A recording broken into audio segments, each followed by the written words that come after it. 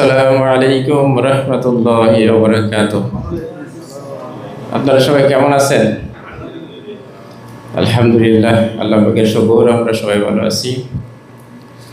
তো প্রিয় আল্লাহর মেহমানবৃন্দ, আপনারা সবাই আমার জন্য খাস করে দোয়া করবেন। আমি ফ্যামিলি নিয়ে সপরিবারে মালয়েশিয়া আছি। আল্লাহ যেন আমাকে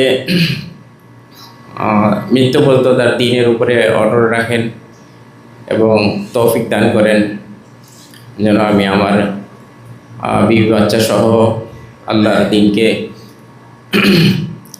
সহজভাবে পালন করতে পারি। তো আপনাদের কাছে আমার একটা আবেদন থাকবে।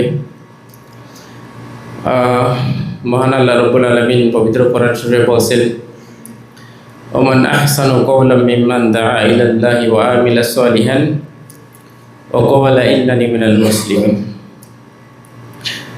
অর্থ হচ্ছে, ওই ব্যক্তির চাইতে উত্তম কথা আর কার, যে নিজে মানুষকে আল্লাহর দিকে আহ্বান করে এবং নিজে সৎকর্ম করে এবং বলে আমি একজন মুসলমান। তো আমরা যেহেতু আল্লাহর মেহেরবানিতে আল্লাহর ঘর তাওয়াফ করতে পেরেছি, ইসলামের পঞ্চম স্তম্ভ তথা হজ সঠিকভাবে সম্পন্ন করতে পেরেছি, এর শুকরিয়া স্বরূপ আমরা যেন আমাদের বাকি জিন্দেগিতে আল্লাহ পাকের এই আহ্বানে সাড়া দেই। আমরা যেন আল্লাহর দিনকে প্রতিষ্ঠা করার জন্য দাওয়াতি কাজ করি।